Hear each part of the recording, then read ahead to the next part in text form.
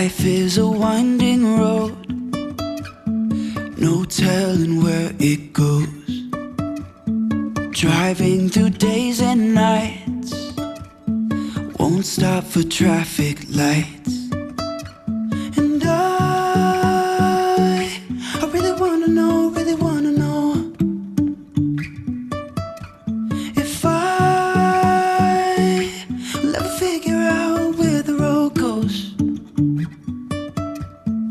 Even if I'm falling down, I will keep on searching for my highs. You can say I lost my mind, I will keep on holding my head high, even if the sky is falling down.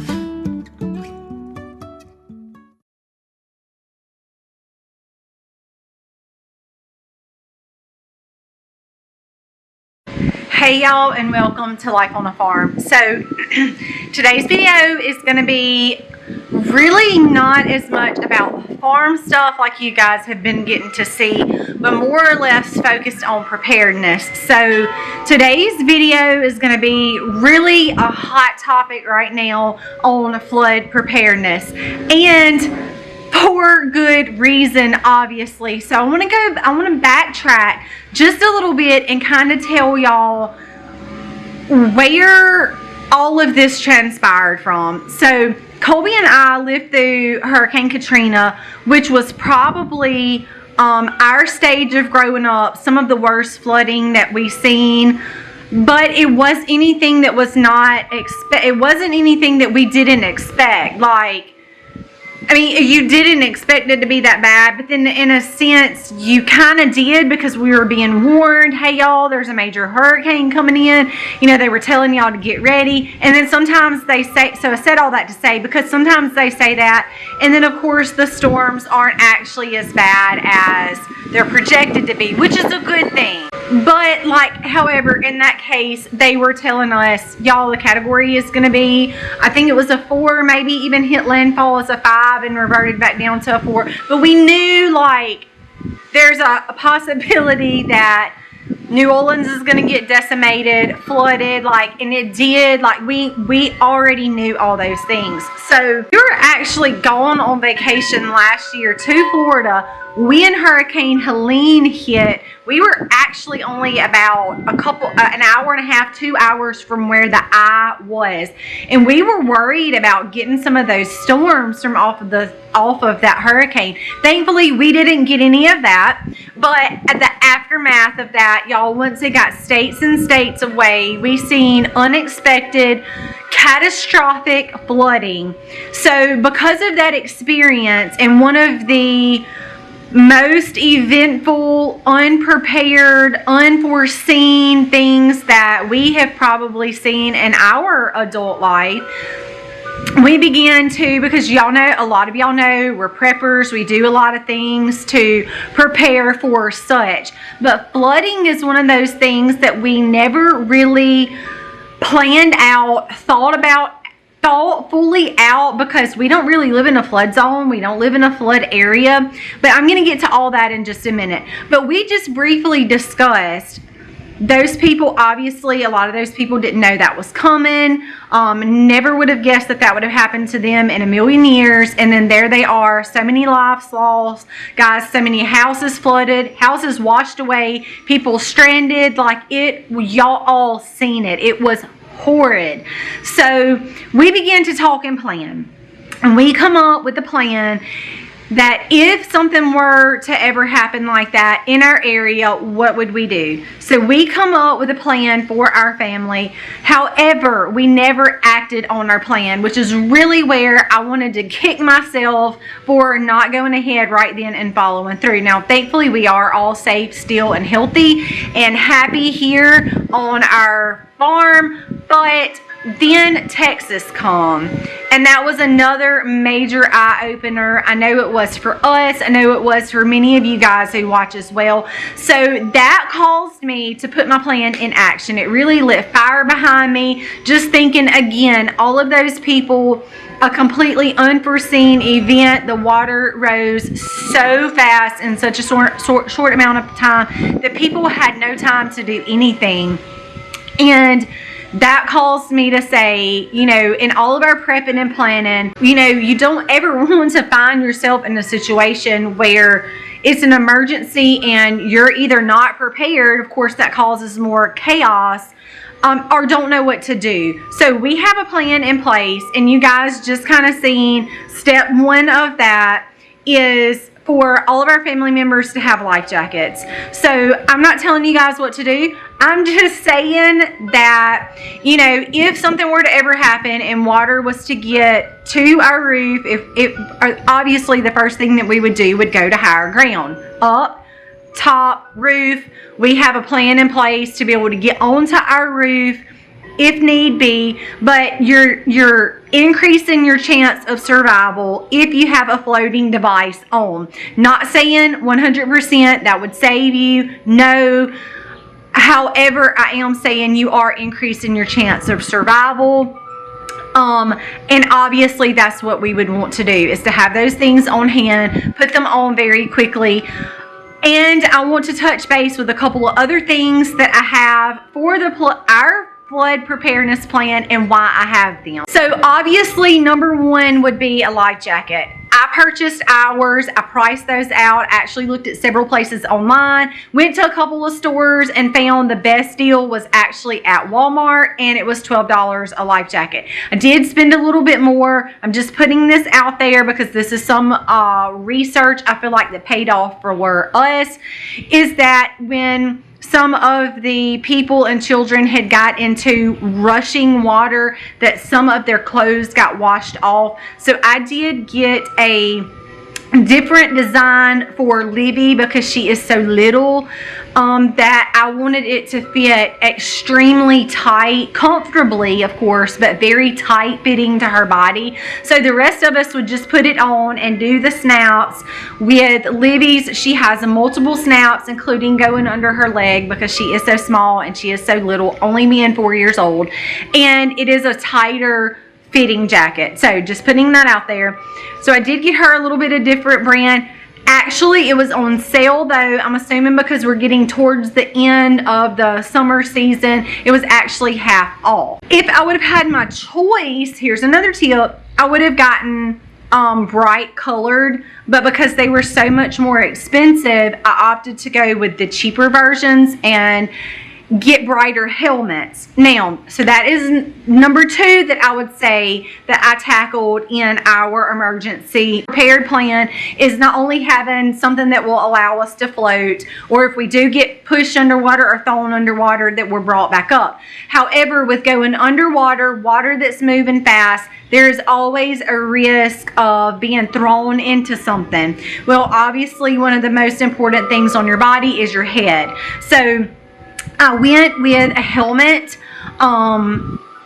bright colored helmets as well, because first responders will have an easier time to spot people that they are trying to rescue if they can see them better. So you've got to remember dark colors, dark trees, dark water. The best way for you to stand out is either having on a brightly colored life jacket or helmet, something that is going to help them see. So thinking through all of this, a couple of other things that I'm going to throw out there that probably most people would not think about in a flood preparedness plan is a whistle. So we have lots of whistles around our house for different reasons, different purposes, but I decided to go with the whistles that go on your wrist that you can snap on and lock in, and you can have access to blow that whistle from your wrist. Again, that is just along the lines of thinking for first responders. So again, that is just to really help with alertness and making people aware of where you're at by a high-pitched noise. Okay, that's very easy. They're very, very cheap. I got like a pack of 4 for a couple of dollars. Well, with my family, obviously we need 8, so I got 2 packs of 4. We also went with bright colored vests that we can tie on around our life jackets. That was actually cheaper because again, I got bulk packs of several. That was actually just cheaper to do that than invest in like $40, somewhere a little bit more than that per person per life jacket. I was able to get cheaper life jackets and just buy the hunter's vest, so bright orange vest that we would be able to put on. That is obviously not a necessity.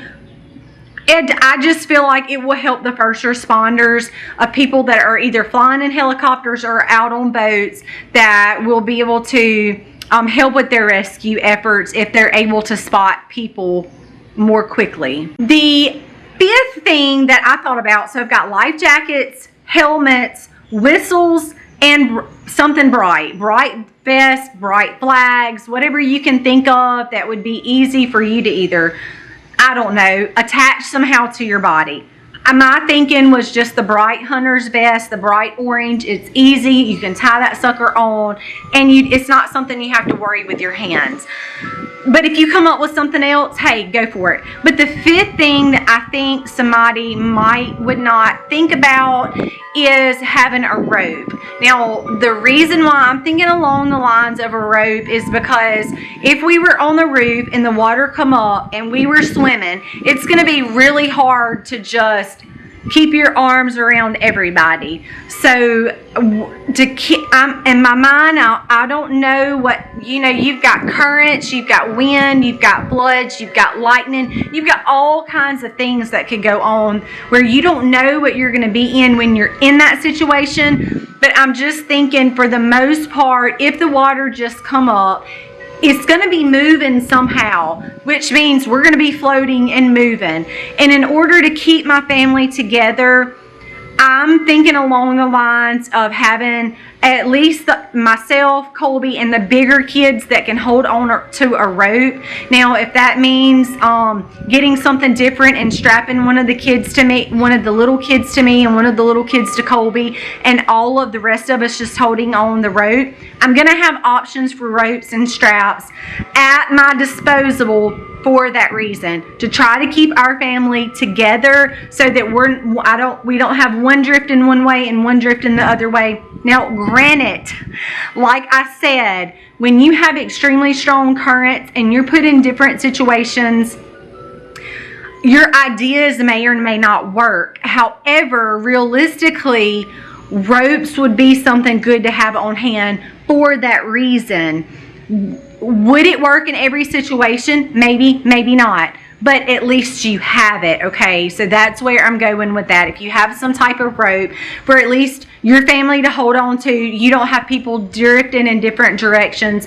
Y'all all can grab the rope. Everybody can stay together. And again, you're hoping to increase your chance of survival with more people being together. Now, one thing that I have not mentioned and talked about was a hatchet. Now, I have a hatchet that I zip tied right where our life jackets, our vest, our helmets, and our whistles are. Now, that of course we want to be last case scenario, which is why I'm mentioning it very last in the video. But if we see ourselves needing to evacuate because water has come up, it has gotten into our house, it's continuing to rise inside of our home, and we need to go up. Of course, we have it upstairs. You can go out one door and you're in an attic area. If we find ourselves up there and we still have to go to the top of the roof, my idea is to be able to get out of the roof. If we find ourselves in that situation, the last thing we would be wanting to do is trying to go downstairs, swim through the water to get out windows or get out water. So we would be pressed up against the roof, right? So I just have a hatchet, and we could literally, there are multiple places where we would be able to chop ourselves out. I do have the wooden ladder that I showed. It's actually just a quilt ladder, but it will do its purpose of allowing us to climb up and get out as well, because our attic floor is still probably a good 8 to even 10 feet in some areas to climb up and out. Now, I suppose we could crawl over in some of the corners, but that would be a little bit dangerous for the little kids to try to stay on the wooden beams without falling off and falling through the roof into the water. So that is just my idea there. We do have an attic space where we can walk around. That's where we would be. If we needed to get up and out, I do have a plan with a ladder and a hatchet to be able to get out in that area and access the top of the roof if we find ourselves ever in that position. Now, here is another statement I want to address. So while talking actually with our son, he says, "Mama, that will never happen where we are at." And I hope that he is 100% right. If we find ourselves in that situation, it will be very dangerous. It will be very scary. And it is not somewhere I don't want anybody else to be, but especially my family. But here's the thing. We don't live in a flood zone, and I get that. We don't live extremely close to major rivers or bodies of water. I get that. However, our area where we live on our side of the county here in South Mississippi is very low. We do have a pond, and probably a mile from us on this side and that side are, I wouldn't say rivers, but they're not really streams either. So they're somewhere in between. And I could see if a flood happened in our area that we would definitely experience water highest on our property, which is very unfortunate. And this is, like I said, this is not deemed a flood zone, but living in today's time, I would be willing to say that those families that experience those floods would look at you and say, I never in a million years would have thought that that would have happened. There were towns and cities and just complete neighborhoods demolished, completely unforeseen. And that's the key for me, is when you have hurricanes coming in off the coast, guys, you know you're going to have surges of water come up. You know things are going to go underwater. Like, that's just kind of a given. I feel like what we have been seeing is what I would call undocumented, unforeseen, catastrophic events that were completely unpredictable. So with that being said, I explained that to my son and said, I understand that you don't think it'll happen. I don't think it'll happen. I don't want it to happen. But I'm just saying, we are preppers. If we find ourselves in this situation, we will be stranded on our roof, hoping that the water doesn't take us up, and we've got babies going this way, kids going this way, and we're going another. I hope that I have thought out enough and been able to plan enough to at least increase our chance of survival should we find ourselves in that situation. Is it perfect? No, it is not. It's not a perfect plan. Every scenario and situation is always different, and I get that. But my ultimate goal was to increase my family's chance of survival by coming up with a preparedness plan for flooding. It is something that Colby and I have talked about months and months ago, even though we never thought we would have to discuss this or it would be something we would ever need to carry out. After the things that have happened with Hurricane Helen and the Texas disaster, we just felt like that is something we needed to do. It didn't cost a whole lot of money. Like I told you guys, the life jackets were like $12 each. If any of you guys are boaters or anything like that, you already have life jackets. We have a couple that sit out here by the pool, but as far as saying we have designated life jackets for us, our teens, for our elementary age kids, all the way down to our toddlers. That is just a need that we felt like we were lacking in, and I wanted to bring awareness to really how simple it could be to get life jackets, get helmets, get some hunter's vest, get whistles. Those things are going to help the first responders more than you know.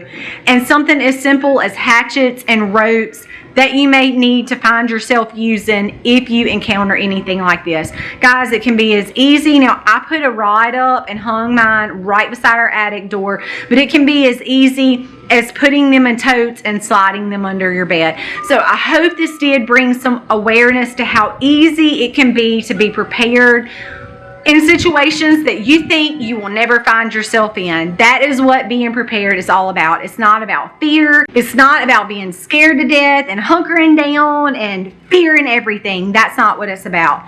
Being prepared is about being wise, thinking through things, putting yourself in a situation, and planning accordingly. So that is going to be all for today's video here on Life on the Farm. That's what I've been up to, guys. I hope you enjoyed this video, and until next time, God bless and happy homesteading, y'all.